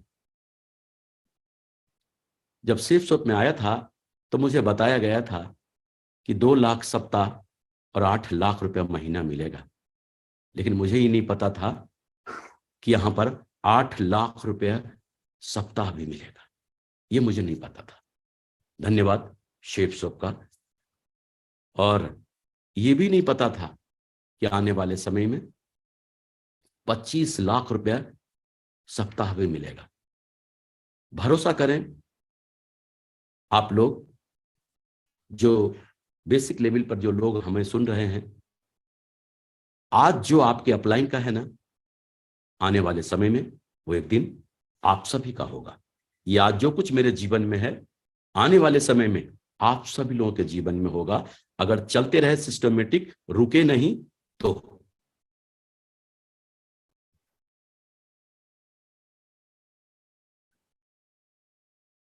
इस बिजनेस में 2 तरह के लोग आते हैं। एक तो ऐसे लोग आएंगे जो अपनी मनमानी करेंगे, आपकी बात मानेंगे नहीं, कितना भी समझाएंगे ना वो आपकी बात समझेंगे नहीं। परिणाम क्या होगा? उल्टा आपको समझाने की कोशिश करेंगे, बोलेंगे सर भले ही मुझे 2 सप्ताह हुए हैं और आपको 2 साल हुए हैं, लेकिन ये बिजनेस कैसे होगा ना, ये हम आपको समझाते हैं। हमारे जो ज्यादातर लीडर है ना, रात को जो टेंशन में सोते हैं ना, इन्हीं लोगों के वजह से। बोला अच्छा मुझे 2 साल हुए हैं और 2 सप्ताह का बंदा मुझे बताता है कि बिजनेस कैसे होगा, ये हम आपको बताएंगे। ये जो लोग हैं ना, अगर ये कुछ भी मानने वाले नहीं है, अपनी मनमानी करेंगे। इनको कुछ भी समझाओगे ना, ये समझने वाले नहीं। अगर ये कहते हैं ना, इनको ये जैसा करना चाहते हैं ना करने दो। अगर ये कहते हैं कि सर मेरा ये करने का मन कर रहा, बोला बिल्कुल यही करो। बोला सर मेरा ये करने का मन नहीं कर रहा, बोला बिल्कुल मत करो। तेरी खुशी में मेरी खुशी। वो जो करना चाहता है ना उसको वही करने दो, अपनी मनमानी जी भर के करने दो। क्योंकि मालूम है, अगर आप पूछोगे ऐसा करना है तो बोलेगा क्यों, ऐसा नहीं करना है क्यों। आप क्यों का जवाब आप दे नहीं पाओगे, इसीलिए इनको छोड़ दो इनके हाल पे। आप देखो, जब आप इनको जी भर के मनमानी करने देंगे तो इनकी नजर में आपकी इज्जत सम्मान कैसा होगा। आप जैसा व्यक्ति दुनिया में कोई नहीं। फिर क्या है, आपको ये डिस्टर्ब करेगा, जहां आप काम कर रहे हैं वहां पे कोई प्रॉब्लम नहीं क्रिएट करेगा और आप खुल के काम कर सकते हैं। लेकिन जो दूसरे तरह के जो लोग होते हैं ना, उनको कुछ ही समय में ये समझ में आ जाता है कि ये बिजनेस जो है ना ज्यादा दिमागदार लोगों का नहीं है। यहाँ एक सिस्टम है, दुनिया का सबसे महानतम सिस्टम, सक्सेस सपोर्ट सिस्टम, और वहां से वो सब कुछ मौजूद है जो सेफ में डायमंड बनने के लिए पर्याप्त है। यहाँ एक सिस्टम है और इस सिस्टम के अकॉर्डिंग जो काम करेगा वो डायमंड जरूर बनेगा, और वो कुछ ही समय में जी सर और यस सर के मुद्रा में आ जाएंगे। और यही वो लोग हैं जिनके साथ जम के पिल के काम करो, ये आगे बढ़ेंगे और आपको भी जीवन में आगे बढ़ा के लेके जाएंगे। लोगों को यह बिजनेस बहुत ही आसान लगना चाहिए, ना कि कठिन।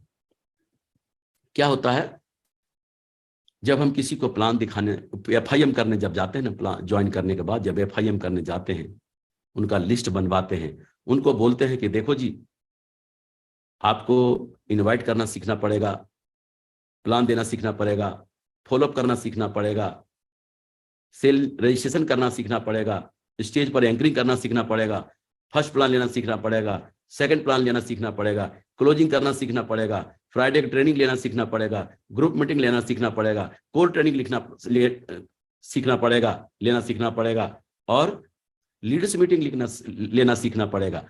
जब आप सीखेंगे ये सब तभी तो आप लीडर बनेंगे, और जब आप लीडर बनेंगे तभी तो आप डायमंड बनेंगे। तो आदमी क्या सोचता है, बाप रे भाई इतना सारा काम सीखना पड़ेगा।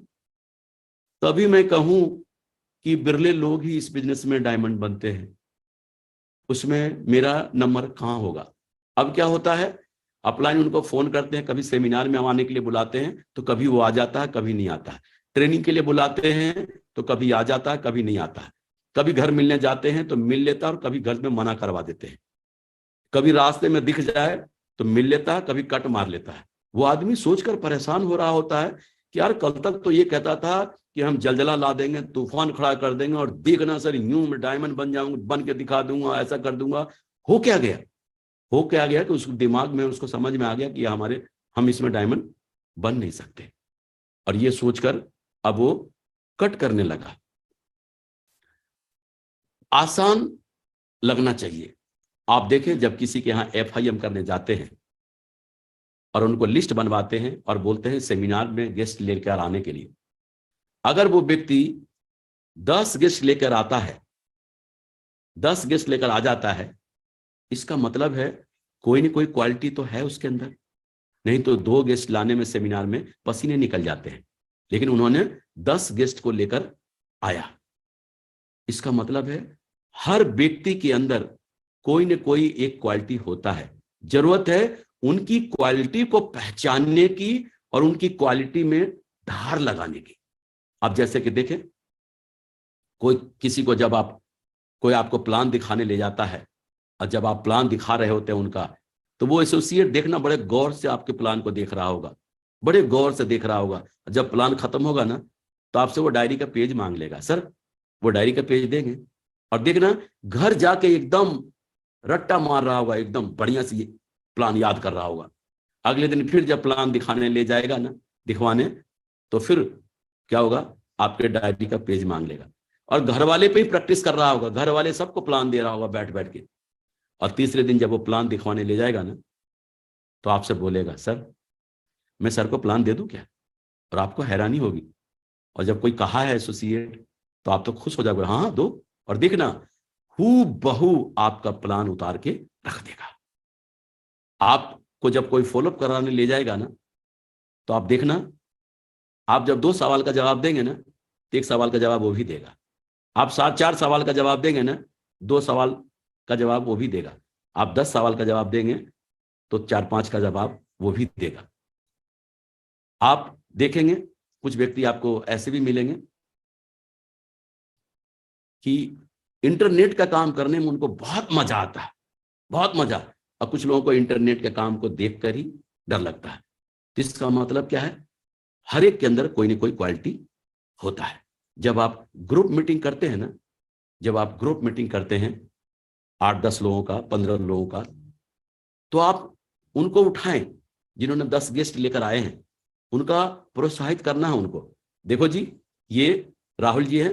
राहुल जी पिछले सेमिनार में 10 गेस्ट लेकर आए थे, पता नहीं क्या बोला क्या नहीं बोला, ये मुझे नहीं मालूम। राहुल जी आपने क्या बोलकर 10 गेस्ट को लाए थे? अब देखना उस व्यक्ति का कॉन्फिडेंस और किस अंदाज से बात करेगा।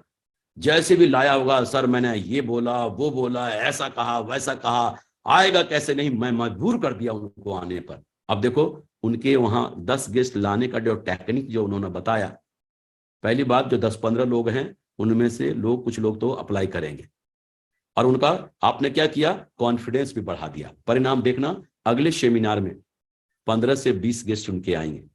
जो देखो प्लान जो दिखाया है ना, प्लान वाले को भी के बारे में बताना कि देखना जी, देखो जी ये मोहन जी हैं, और मोहन जी के अंदर एक ऐसी क्वालिटी है, मोहन जी को खड़े करवा के, मोहन जी के अंदर एक ऐसी क्वालिटी है ना, कितना भी टेढ़ा मेढ़ा व्यक्ति हो ना, सामने बैठा हो, प्रोग्राम को इस तरह उनके दिमाग में फिट करते हैं ना कि सामने वाला एस बोल के जाता है।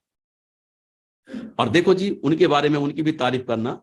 देखो ये रवि जी हैं, और रवि जी के बारे में क्या बताऊं, रवि जी आज तक किसी के घर फॉलोअप करने गए हों, खाली हाथ कभी वापस नहीं आया। ऐसी क्वालिटी इनके अंदर है। जो इंटरनेट पर रजिस्ट्रेशन करते हैं ना, उनकी भी तारीफ करना है कि देखो जी आज रजिस्ट्रेशन का काम, इंटरनेट का काम, मेल मेल जितने भी काम होते हैं इतनी सफाई से करते हैं ना, आज तक इनका कंप्लेन नहीं आया, इतना बढ़िया से करते हैं। अब आप देखो गेस्ट लाने वाला गेस्ट ला रहा भर भर के, प्लान देने वाला प्लान दे रहा है, फॉलोअप करने वाला फॉलोअप कर रहा है, रजिस्ट्रेशन करने वाला रजिस्ट्रेशन कर रहा है।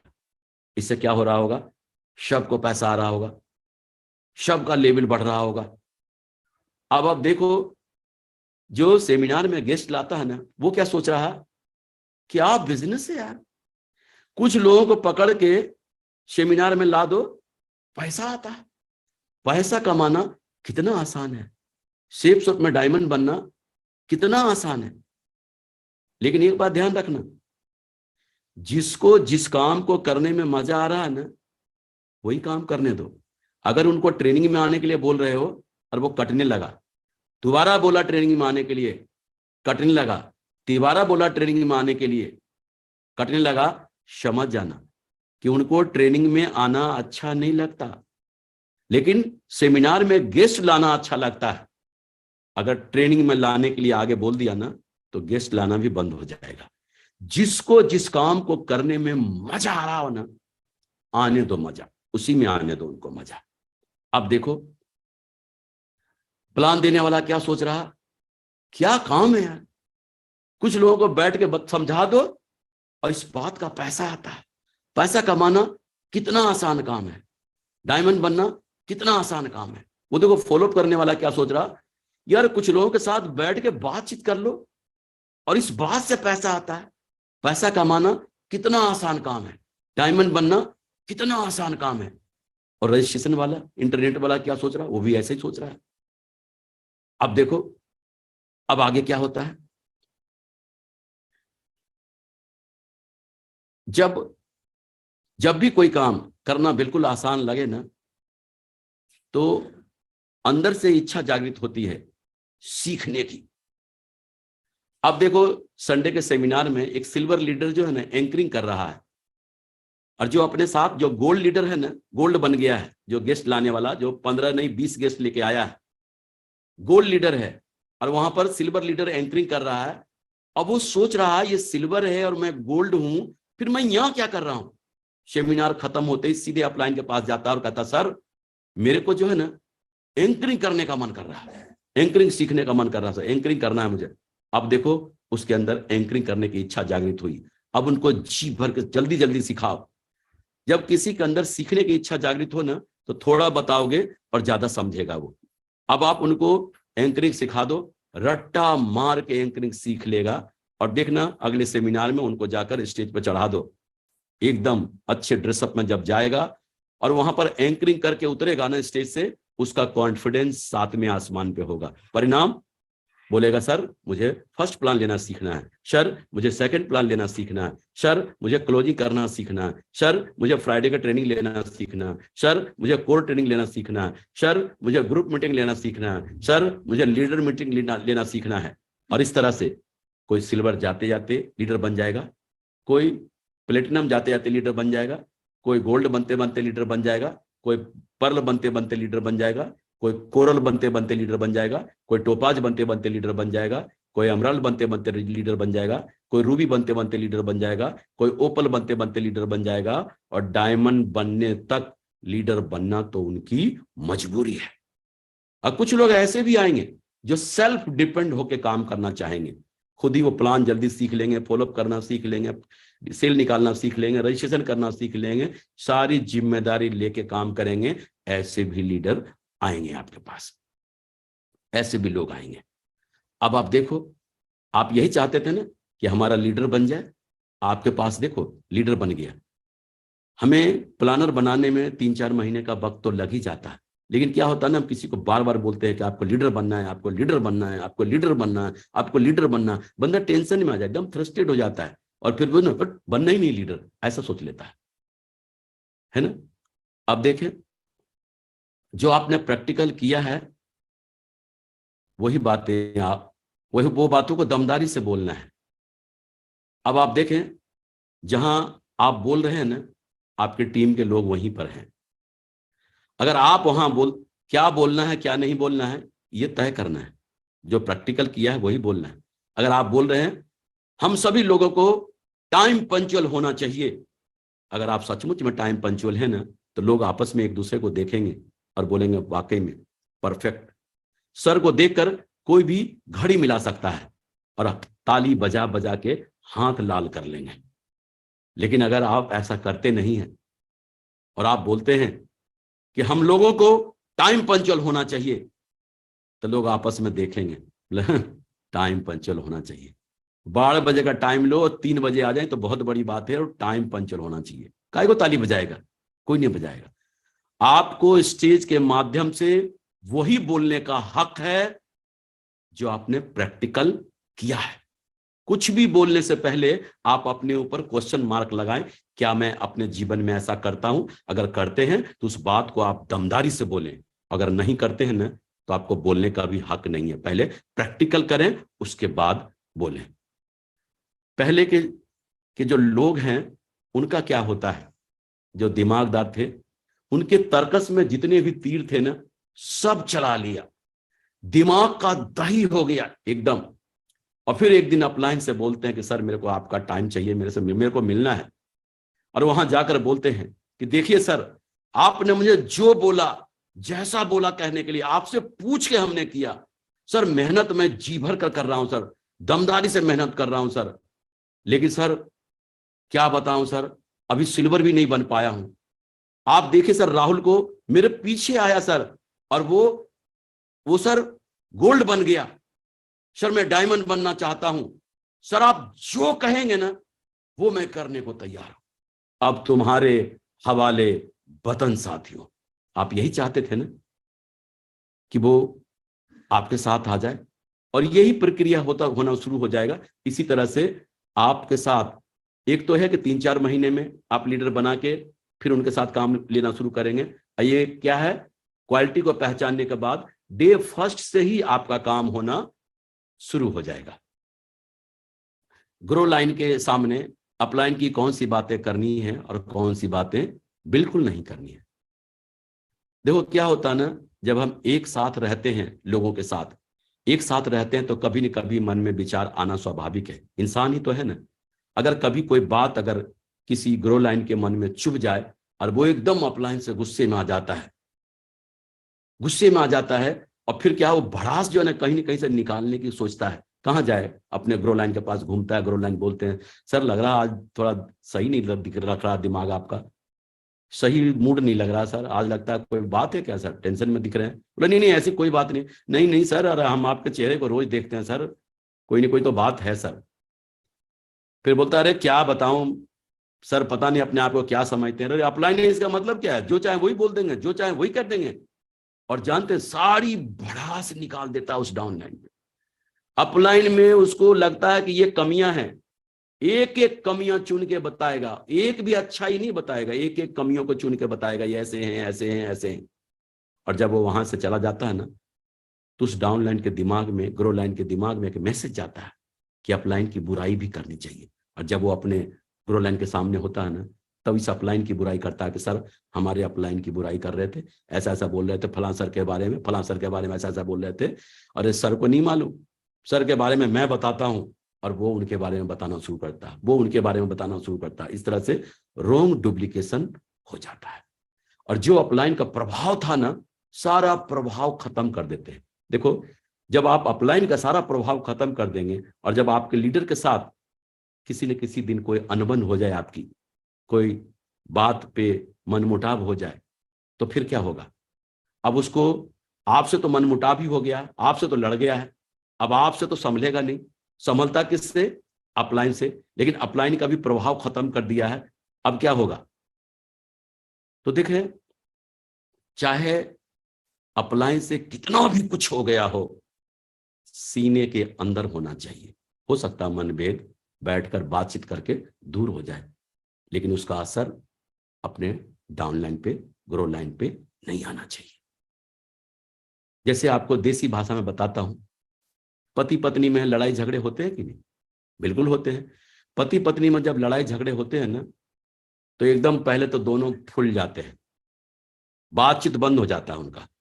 अब बातचीत कैसे होता है, मीडिएटर के द्वारा। मीडिएटर कौन बनता है, बच्चा बनता है, जो 15 साल के, 16 साल के, 18 साल का बच्चा होता है।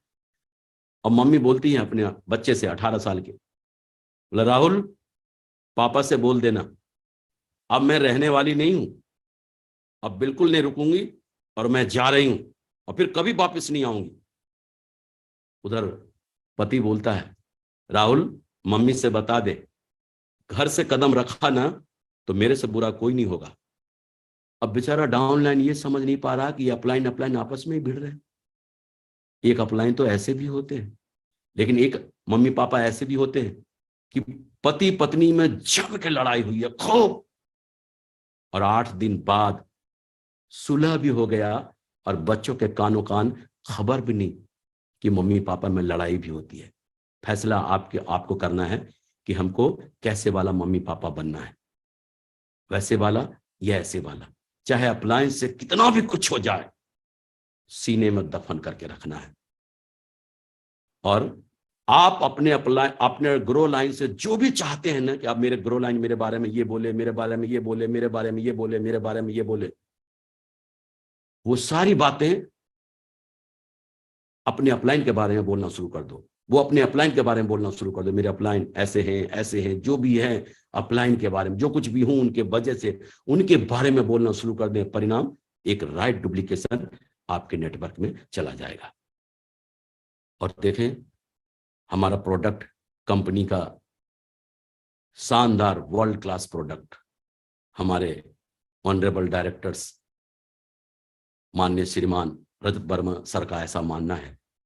वो कहते हैं अगर किसी भी प्रोडक्ट को अगर एक बार बेचना है ना, तो कोई भी कहीं भी बेच कर आ जाएगा, लेकिन उसी घर से बार बार ऑर्डर आना, इसके लिए हमारा क्वालिटी प्रोडक्ट होना बहुत जरूरी है। अगर क्वालिटी प्रोडक्ट नहीं होगा तो 2 बार 3 बार 4 बार ये ऑर्डर हमारा नहीं आ पाएगा। तो आज हमारा जो प्रोडक्ट है ना, A1 वर्ल्ड क्लास प्रोडक्ट है। क्या बताऊं, आज ये जो च्यवनप्राश कंपनी का एक एक प्रोडक्ट हम खुद अपने जीवन में इस्तेमाल कर रहे हैं। और च्यवनप्राश की क्या बात करें, ये तो ब्रह्मास्त्र है, खासकर सर्दी के दिनों में उनके लिए जो अस्थमा और दमा के पेशेंट हैं।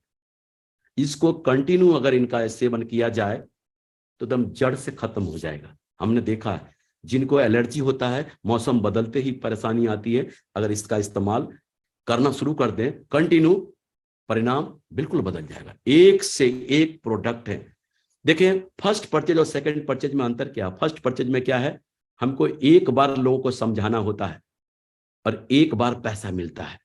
लेकिन रीपर्चेज में यहां पर भी एक बार अगर किसी को बढ़िया से समझा दिया जाए ना, तो हर महीने पूरा जीवन पैसा आएगा। तो देखें आसान कहां है, यहां या यहां?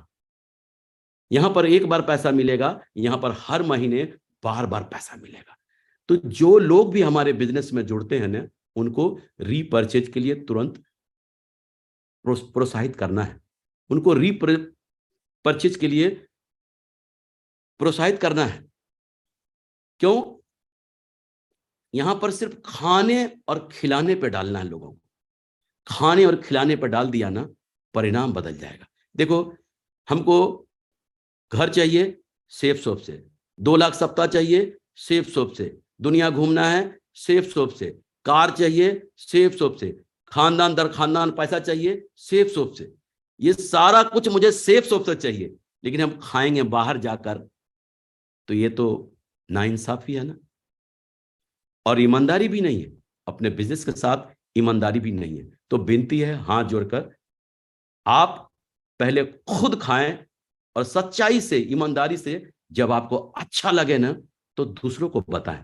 हम आपको विश्वास दिलाते हैं रीपर्चेज में फर्स्ट परचेज के अपेक्षा आसान है 2 लाख लाना रीपर्चेज में, क्योंकि हमको इसकी आदत पड़ चुकी है, इसलिए ये हमको आसान लगता है। इसकी अभी आदत नहीं पड़ी है, इसलिए हमको कठिन लगता है। और एक से एक प्रोडक्ट, किस कंपनी का तो कहना है हमारे डायरेक्टर्स का कि एक भी प्रोडक्ट के लिए हम आपको बाहर नहीं जाने देंगे, हर प्रोडक्ट आपको यहां पे उपलब्ध होगा। आप देखें क्या चाहिए कंपनी, वो सब कुछ हमको पहले ही उपलब्ध करा रही है। मैंने सिस्टम की हर एक्टिविटी को अपने जीवन में उतारा और इसको प्रमोट किया, चाहे सेमिनार की बात हो, चाहे 8 स्टेप ट्रेनिंग की बात हो, चाहे ग्रुप मीटिंग की बात हो, चाहे कोर ट्रेनिंग की बात हो, चाहे लीडर्स मीटिंग की बात हो, चाहे सक्सेस प्रीव्यू सेमिनार की बात हो, चाहे बिजनेस बिल्डिंग सेमिनार की बात हो, चाहे डायमंड सेलिब्रेशन की बात हो, दिशा वर्कशॉप की बात हो, टूल्स की बात हो, चाहे टारगेट की बात हो, चाहे काउंसलिंग की बात हो, एक एक एक्टिविटी को हमने प्रमोट किया। हमको एक चीज इस बिजनेस में बहुत प्रभावित किया और बहुत अंदर तक आने के लिए प्रेरित किया। जब ट्रेनिंग में गया था ना, तो वहां बोला गया था ड्रेस कोड, कोट पैंट और टाई।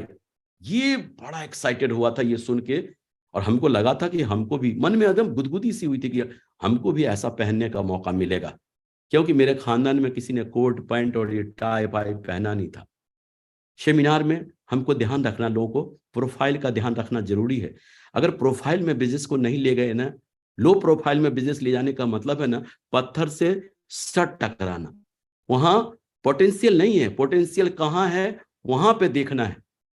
जहां पे पोटेंशियल है वहां पे जाएंगे ना तो आपको रिजल्ट मिलेगा। और जहां पोटेंशियल है ही नहीं और वहां पर आप जाकर प्लान कर रहे हैं, अब एक बार बताएं, जो 10,000 रुपए कमा रहे हैं, 8,000 रुपए कमा रहे हैं, वहां आप जाकर भागवत गीता बता रहे हैं, तो बताओ वो कैसे लेंगे? उनकी भावनाओं को क्यों जगा रहे हैं? आप हमें वहां पे प्रोडक्ट को ले जाएं जहां वो कैपेबल हैं। अपवाद हर जगह होते हैं, यहां से भी लोग निकल के आएंगे, लेकिन अपवाद है। लेकिन अपवाद में हमको अपना जीवन नहीं लगाना है। अब देखें 8 स्टेप ट्रेनिंग में जब शुरुआत होता है तो क्या होता है? फर्स्ट स्लाइड ही होता है, only 3 things gives you 100% success. इस बिजनेस में जो एक्साइटमेंट और जोश और जुनून क्या है, वो क्या है? 90% है। यही है हमारे पास 90%। और 8% जो आपका 8% टेक्निक है, और 2% फाइन ट्यूनिंग, अपने अपलाइन के साथ गजब का तालमेल, अपने अपलाइन के साथ एकदम मर मिटने वाला, हम बने तुम बने एक दूजे के लिए, अपने अपलाइन के साथ ऐसा वाला। और ग्रुप मीटिंग जैसे जैसे बताया, छोटे छोटे टीम हो उनमें ग्रुप मीटिंग करते चले जाएं। कोर ट्रेनिंग से सबसे ज्यादा प्लानर तैयार होते हैं। जितना ज्यादा आपके नेटवर्क में कोर ट्रेनिंग हो रहा होगा ना, उतना ही ज्यादा आपके प्लानर तैयार हो रहे होंगे। और जब जिनका जितना ज्यादा लीडर तैयार हो रहा होगा, भविष्य में उनके उतने ही ज्यादा शहर डेवलप हो रहे होंगे। और जिनके जितने ज्यादा शहर डेवलप हो रहे होंगे, परिणाम उन सभी नेटवर्क में 2-2 लाख के सप्ताह का चेक, 4-4 लाख सप्ताह का चेक ज्यादा से ज्यादा उनके नेटवर्क में आ रहे होंगे। हमें सक्सेस प्रीव्यू सेमिनार में विश्वास, बिलीव, यकीन बनता है। जब सम्मान देखते हैं तो अपने पूरे परिवार को वहां पर लेकर जाएं। बिजनेस बिल्डिंग सेमिनार जो हमें सिखाता है आगे बढ़ने के लिए। डायमंड सेलिब्रेशन की हमने बात किया ही, दिशा वर्कशॉप की हमने बात किया ही, टारगेट की बात हमने किया, टूल्स की बात तो आप देख ही रहे हैं टूल्स की बात क्या है। तो आज देखो, सक्सेस सपोर्ट सिस्टम, प्रगति सूत्र जैसे जो कि पर्याप्त मात्रा में सब कुछ है, शुभारंभ, प्लान फोल्डर। लेकिन होता क्या है, लोग सर मेरे लिए भी एक ला देना, सर मेरे लिए भी एक ला देना, सर ये मेरे को दे दो। अपलाइन के हाथ में देखते हैं तो वही किताब छीनना शुरू कर देते हैं। मुझे एक छोटी सी कहानी याद आ गई जो मैं आपको बता दूं। एक बार किसी गांव में मेला लगा था और जो है ना, एक नौजवान 25 साल का नौजवान मेला देखने जा रहा था।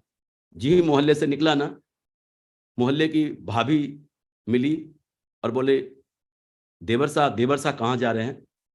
बोला, भाभी साहब मेला देखने जा रहा हूं। बोला, देवर साहब मेरे मुन्ने के लिए एक झुंझुना लेके आना। बोला, हाउ? जब आगे बढ़ा ना, एक भाभी साहब और मिली, पूछी, देवर साहब कहाँ जा रहे हैं? बोला, भाभी साहब मेला देखने जा रहा हूं। बोला, देवर साहब मेरे मुन्ना के लिए एक झुंझुना लेके आना। बोला, हाउ? जब कुछ दूर और पहुंचा ना, एक भाभी साहब और मिली और बोला, देवर साहब कहाँ जा रहे हो? बोला, भाभी साहब मेला देखने जा रहा हूं। बोला, देवर साहब एक 100 का नोट देकर उनके हाथ में बोला, देवर साहब मेरे मुन्ना के लिए एक सुंदर सा झुंझुना लेके आना। तो जानते देवर साहब ने क्या बोला? बोला, भाभी साहब किसी का मुन्ना झुंझुना से खेले या ना खेले, आपका मुन्ना झुंझुना से जरूर खेलेगा। तो क्यों खेलेगा भाई? क्योंकि भाभी साहब ने पैसा दिया ना। गांव घर में भी ये जीवन भर आपको याद रहेगा ये बातें। कभी आंटी भी घर मोहल्ले पड़ोस के बोलते हैं, बेटा बाजार जा रहे हो, मेरे लिए ये लेके आना। बोला, हाउ कह दिया तो समझ लो आने वाला नहीं है। तो है ना, अपलाइन को आप पकड़ कर छीनो बगैर पैसा दिए, प्रगति सूत्र, अरे ये की है मेरे पास, मैं आपको कैसे दे दूं? नहीं देंगे। लेकिन उसी अपलाइन को पैसा दो, पॉकेट में डाल दो प्रगति सूत्र का, और फिर खींचो ना, पकड़ ढीली पड़ जाएगी, है ना। तो ये ध्यान रखने वाली बात है। टीम को बनाना और उसको टिकाना और फिर उनके साथ काम करना। कुछ लोग टीम बनाना जान जाते हैं लेकिन उनको टिका नहीं पाते, जिनके वजह से उनका नेटवर्क चला जाता है। और कुछ लोग टिका लेते हैं तो उनके साथ मिलकर काम नहीं कर पाते, इसलिए उनका नेटवर्क चला जाता है। जो लोग टीम को बनाते हैं, बनाना सीख लिया और उनको टिकाना, दिशा वर्कशॉप, डायमंड सेलिब्रेशन, इन जगहों पे जाकर उनको विश्वास, बिलीव, यकीन दिला दिया और उनके साथ मिलकर काम कर लिया, वो आगे बढ़ जाते हैं। और रही बात की पॉइंट की बात, तो की पॉइंट मेरे जीवन में तो सिर्फ एक ही है जो मैंने अपने कसम जो मैंने खाया था अपने मित्र से। कसम मैंने माननीय श्रीमान नरसिंह ग्रेवाल साहब जी से भी खाया था, जब इन्होंने बोला था कि सत्येंद्र प्रसाद जी मैं आपको डायमंड बना दूंगा। उस समय भी मैं खड़े होकर ये बोला था, सर बेटे का मरा मुंह देखा जो आपकी जबान कट जाए, आप बोल के देखना, सत्येंद्र प्रसाद कभी पीछे नहीं हटेगा। और जब मैं घर से बाहर किसी शहर को डेवलप करने जा रहा था तो अपने बेटे के सर पर हाथ रखकर पत्नी से वादा किया था कि बेटे का मरा मुंह देखा जो सत्येंद्र प्रसाद डायमंड नहीं बना। तो ये कसम ही है जो मुझे चारों तरफ से इस तरह से घेर लिया था कि मुझे हर वो काम करने के लिए मजबूर कर दिया था जो मेरा मन करने का नहीं करता था।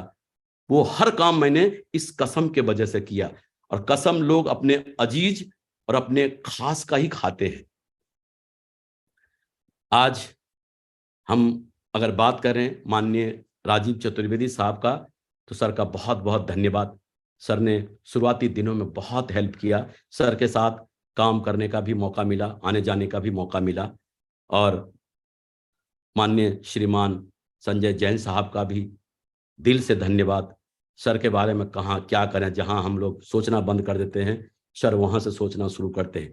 जब भी आते हैं कुछ नया लेकर, जब भी आते हैं कुछ नया लेकर, जब भी आते हैं कुछ नया, नित्य नए नए आयाम जोड़ते चले जा रहे हैं हमारे सिस्टम में। सो कोटि कोटि धन्यवाद सर आपका।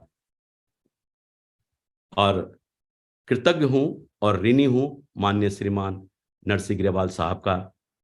आज भी मुझे याद है जब मैं डायमंड बना था तो अपना पूरा परिवार कृतज्ञता व्यक्त करने के लिए सर के पास गया था कि सर आपके वजह से मैं डायमंड बना, मेरा जीवन पूरा परिवार ऋणी रहेगा आपका। लेकिन सर ने उस दिन भी एक लेसन मुझे सिखाया था कि सत्येंद्र प्रसाद जी, ये आपका बड़प्पन है कि आप मेरे बारे में ऐसा बोलते हैं, लेकिन ऐसी बात नहीं है। आज आपको एक सच्चाई बता दे रहा हूं। ऐसे तो मैंने लाखों लोगों को जो बातें आपको समझाया बताया, लाखों लोगों को समझाया। अगर सफल होना होता ना, मेरी बातों में वो बात होती, तो लाखों लोग सफल हो जाते। लेकिन उनमें और आप में सिर्फ एक ही फर्क है कि आपने मेरे बातों को अपने जीवन में उतार लिया, इसलिए आज आप सफल हैं। आज आप जीवन में जहां पर भी हैं, जिस हाल में भी हैं, सिर्फ और सिर्फ अपने वजह से हैं। और जीवन में आप जिस ऊंचाई पर भी जाएंगे सिर्फ और सिर्फ अपने वजह से। सो सर कोटि कोटि आपका धन्यवाद सर, आपने इतना विश्वास और यकीन मेरे पर दिखाया और जीवन भर ऋणी रहूंगा मैं और मेरा परिवार। और डायमंड बनने के बाद सर ने मुझे विधिवत रूप से माननीय श्रीमान विजयपाल सर के जी के हवाले कर दिया कि जो प्यार सम्मान सत्येंद्र जी आज आपने मुझे दिया, वही प्यार और सम्मान विजयपाल सर को देना और वही प्यार सम्मान इधर से भी मिलेगा। तो सर के सानिध्य में आज भी मैं काम कर रहा हूं और क्या बताऊं, सर तो सर ही हैं। सर जैसा दूसरा जीवन दुनिया में कोई नहीं हो सकता। और माननीय श्रीमान माधव सर जी का जीवन भर आभारी रहूंगा। इन्होंने डे फर्स्ट से, जब आप शुरुआत में सर के साथ था तब भी सर का साथ था, आज हम माननीय श्रीमान विजयपाल सर जी के साथ हैं, आज भी मेरे साथ हैं।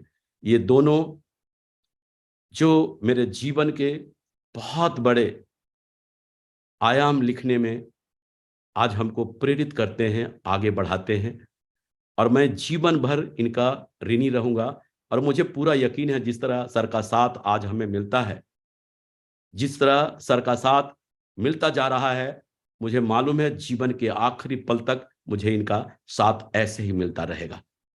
और माननीय श्रीमान सत्य प्रकाश सर जी, माननीय श्रीमान शिव कुमार शर्मा सर जी, माननीय श्रीमान राधेश्याम फौजी सर जी और माननीय श्रीमान अजय राजपूत सर जी, इन्होंने शुरुआती दिनों में बेसिक लेवल पर इन्होंने भरपूर साथ दिया। जी भरकर इन्होंने मेरे साथ मेहनत किया। मैं कृतज्ञ हूं अपने अपलाइन का, जिन्होंने मुझे शुरुआती दिनों में ए से जेड तक इन्होंने सिखाया। नर्सरी से लेकर LKG सब इन्होंने मुझे कैसे आगे बढ़ना है, कैसे क्या करना है, एक एक बातों को सिखाया है। और मैं ये नहीं होते तो शायद आप जैसे बड़े बड़े योद्धा हमको कभी नहीं मिलते। सो धन्यवाद हृदय से आपका भी सर, बहुत बहुत धन्यवाद। और आज जो है मैं धन्यवाद आप सभी लोगों का करना चाहता हूं, जो लोग आज आप मुझे सुन रहे हैं। आज हमने अपने जीवन का एक मिशन बना रखा है, जीवन का एक मिशन बना रखा है कि आप चाहे जितनी भी ऊंचाई पर हो, जितनी भी ऊंचाई पर हो, अपना मान हमेशा शून्य के बराबर रखना। हो सकता है आपकी वैल्यू कहीं गिनती में ना हो, लेकिन जिसके बराबर में भी आप खड़े हो जाएंगे ना, उसकी कीमत 10 गुना बढ़ा देंगे, 10 गुना बढ़ा देंगे। हमने ये बात सुना है, फर्क इस बात से नहीं पड़ता कि आज आप जीवन में कहां हैं, कितने सफल हैं। फर्क इस बात से पड़ता है ना कि आप जितने सफल जीवन में हो सकते थे, क्या उतने सफल हुए क्या? ये सोचना बहुत जरूरी है। आज हमने 59 साल की मेरी उम्र है और कहते हैं ना लोग 60 साल की उम्र में लोग तीर्थ यात्रा और इसकी बात करते हैं। जब अपने बच्चों के शादी ब्याह कर देते हैं तो तीर्थ यात्रा और इन्हीं बातों की बात करते हैं। हमने भी सोचा कि अब इस उम्र में हम क्या करें, और हमने पति पत्नी दोनों ने मिलकर यह फैसला लिया है कि जब तक मेरे पैर चलेंगे, जब तक मैं सेफ सोप के नेटवर्क में ही मिलूंगा, फील्ड में ही मिलूंगा, आप लोगों के सामने ही मिलूंगा।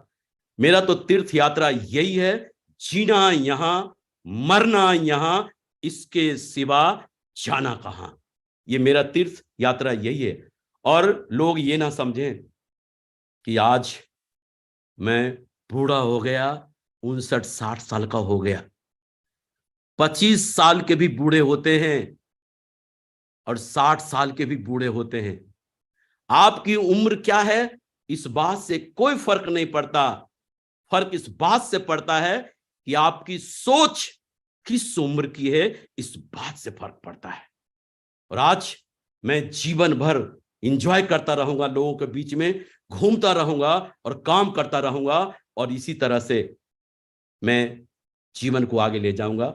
मेरा जीवन में एक ही मिशन है कि लोग इस दुनिया से जाते हैं, जब शमशान घाट जाते हैं, किसी के 4 लोग नहीं मिलते, 10 लोग नहीं मिलते, लेकिन मेरे वजह से अगर किसी के घर में खुशियां आई हो ना, तो उनके आंसुओं पे मेरा हक होगा। और मेरा सपना है कि जब मैं इस दुनिया से जाऊं, 2-4 नहीं, ऐसे भी जनाजे होते हैं, पूरे शहर में जगह नहीं मिलती है। और मैं जीवन पर्यंत इसी मिशन के लिए काम कर रहा हूं। पति पत्नी दोनों इसी मिशन के लिए काम कर रहा हूं। और आखिरी में मैं अपनी बातों को एक ही बात कहकर समाप्त करूंगा। 3 मित्र थे, तीनों में बहुत गहरी दोस्ती थी। एक का नाम दौलत, दूसरे का नाम ज्ञान और तीसरे का नाम विश्वास। तीनों एक समय ऐसा आया कि तीनों को बिछड़ने का समय आया। दौलत से पूछा कि दोस्त, आज हम बिछुड़ रहे हैं, जीवन में कभी मिलने का मौका मिले तो हम आपसे कहां मिलेंगे। दौलत ने बोला, मैं अमीरों के पास मिलूंगा। लेकिन जब ज्ञान से पूछा कि दोस्त, आज हम बिछुड़ रहे हैं, जीवन में कभी मिलने का मौका मिले तो मैं आपसे कहां मिलूंगा, तो उन्होंने बोला, मैं विद्यालय में मिलूंगा, मंदिर में मिलूंगा, मस्जिद में मिलूंगा, गिरजाघर में मिलूंगा, गुरुद्वारे में मिलूंगा।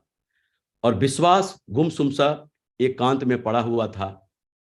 दोनों ने जाकर विश्वास से पूछा कि दोस्त, आज हम बिछुड़ रहे हैं, अगर जीवन में कभी मिलने का मौका मिले तो हम आपसे कहां मिलेंगे। विश्वास बहुत ही गहरी सी सांस लेकर बोला कि दोस्त, जीवन में एक बार अगर मैं बिछुड़ गया ना, तो फिर कभी नहीं मिलता हूं, कभी नहीं मिलता हूं। तो दोस्तों, विनती है आप सभी से, आप अपने अपलाइन का, आप अपने ग्रो लाइन का, आप अपने परिवार का विश्वास बना के रखें। सच कह रहा हूं, अगर आप अपलाइन का विश्वास जीतने में कामयाब हो गए ना, तो उनके दिलों पर राज करेंगे और जीवन भर माला माल रहेंगे। मैं इन्हीं बातों के साथ आज की बात समाप्त करना चाहूंगा। आप लोगों ने धैर्यपूर्वक मुझे सुना। मैं कृतज्ञ हूं माननीय श्रीमान नरसिंह ग्रेवाल साहब का, आपने मुझे मौका दिया तमाम मेरे दोस्तों से रूबरू होने का। धन्यवाद। आखिर में मैं एक ही बात कहूंगा, नमस्कार, जय हिंद and go crown master. Thank you Satyendra Prasad ji. आज आपने बिल्कुल दिल से बातें करी हैं, दिल खोल के बातें करी हैं, और एक एक चीज फैक्ट एंड फिगर के साथ बात करी है, प्रूफ के साथ बात करी है। और मैं तो ये बोलूंगा, आपने गागर में सागर भर दिया। सुपर डुपर हिट सेशन रहा। I am proud of you, और मुझे फक्र है कि आप जैसे साथी के साथ हमको काम करने का मौका मिला। मैं चाहता हूं सत्येंद्र प्रसाद जी के लिए दोनों हाथ ऊपर करके दिल से एक जोरदार तालियों से धन्यवाद देते हैं। बहुत तूफानों से लड़ने का हम में दम